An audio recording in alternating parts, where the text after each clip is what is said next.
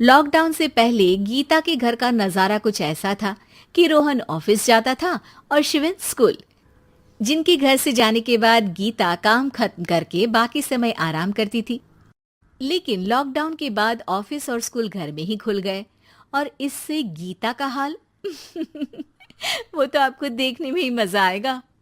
शिविन, ओ शिविन, महाराज उठने के लिए क्या 21 तोपों की सलामी लेंगे? अरे बिस्तर से बाहर निकल, ऑनलाइन क्लास स्टार्ट होने वाली है।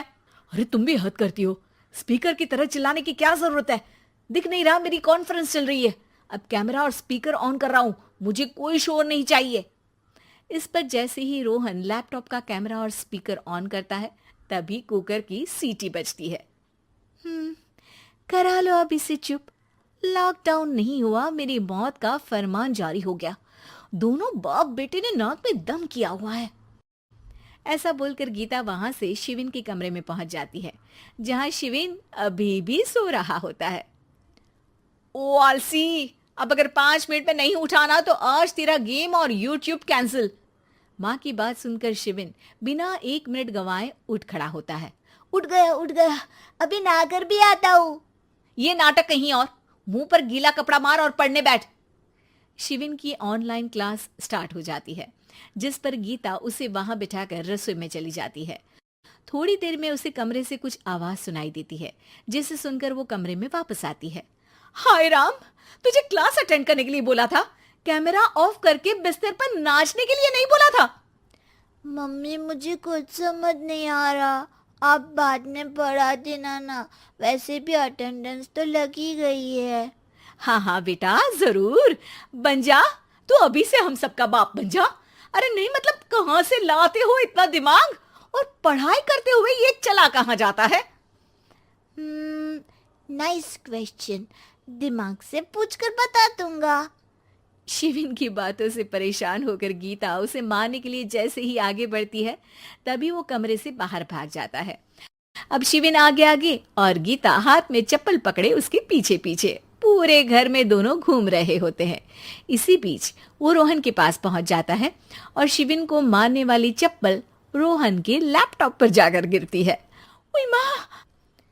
मम्मी, अब पापा को चप्पल मार रही हो? वो आज तक के रिपोर्टर, चुपचाप जाकर क्लास अटेंड कर ले, नहीं तो अगली तेरे पीछे लगेगी।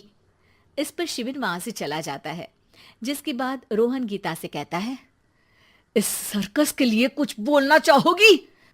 अरे क्या करूं, जब से तुम दोनों घर में रहने लगे हो घर अपने आप ही सर्कस बन गया है और मैं तुम्हारी नौकर। कभी बेटी को संभालो तो कभी बाप के नखरे उठाओ। इन्हीं सब उथल पुथल में दिन बीतते रहते हैं, जिसमें हर रोज घर के अंदर कुछ नया सियप्पा खड़ा मिलता है, जो ज्यादातर शिविन और रोहन के ऑनलाइन स्कूल और ऑफिस से रिलेटेड ही होता है। एक सुबह, शिविन चलो उठ, आज की क्लास जल्दी है। कैमरा ऑफ करके आप अटेंड कर लो। अरे ऐसे छित्तर पड़ेंगे, दादी नानी सब एक साथ याद आ जाएंगी। गीता की लाख मशक्कतों के बाद क्लास तो खत्म हो जाती है, लेकिन उसके बाद शिविन फोन इस्तेमाल करते हुए इंस्टाग्राम रील बनाने लगता है। रसोड़े में कौन था? तुम थी, मैं थी, कौन था? कौन था? हाँ, मैं गरीब हूँ, मैं गरीब हूँ। अरे ओ गरीब के बेटे, आजा, मैं बनाती हूँ तुझे गरीब। मैं बताती हूँ रसोड़े में कौन था। पढ़ाई करने बोलो तो इनकी माँ मर जाती है, और ये पागलपंतियां जितनी मर्जी करा लो। गीता शिविन को डांट रही होती है, तभी रोहन बीच में बोल पड़ता है। अरे बच्चा ही तो है, इतना गुस्सा क्यों कर रही हो?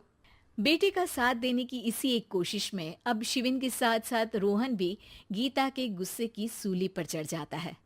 अगर बेटे पर इतना ही प्यार आ रहा है तो इसे क्लास अटेंड क्यों नहीं कराते, इसका होमवर्क क्यों नहीं कराते? उस समय तो बहुत जल्दी मीटिंग आ जाती है, वो काम मैं करूं और यहाँ इस बेफिजुली की चीज में तरफदारी करके बन जाओ महान। हे भगवान, कोई तो इनके ऑफिस और स्कूल खुलवाओ, मैं इन्हें और घर में नहीं सह सकती।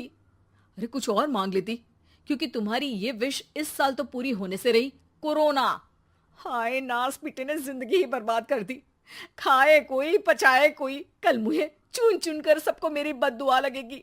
उन्होंने दुनिया का और इन बाप बेटे दोनों ने मेरा जीना मुश्किल कर दिया। गीता वहां से चली जाती है, जिसके बाद रोहन शिविन से कहता है, अरे तुम्हारी मम्मी इतनी भड़की हुई क्यों है? आपकी वजह से पूरा समय घर में रहते हो और उस पर कोई काम कराने की जगह बस ऑर्डर देते रहते हो।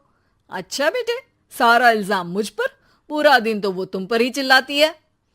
हाँ, मतलब दोनों का 50-50 है, कुछ करना पड़ेगा। वो कहते ना, make the best out of worst. I have an idea. वैसे तुम्हारी माँ सही कहती है, बहुत जुबान चलाने लगे हो, कम बोला करो। अगली सुबह रोहन और शिविन अपनी गलती को सुधारने के लिए गीता के उठने से पहले घर का आधा काम खत्म कर देते हैं, जिसे देखकर गीता खुश हो जाती है और फिर बाकी बचा काम वो तीनों मिलकर पूरा कर लेते हैं। जिसके बाद अब वो सब मिल बांट कर हर काम में एक दूसरे की मदद करते हुए लॉकडाउन का मजा लेने लगते हैं।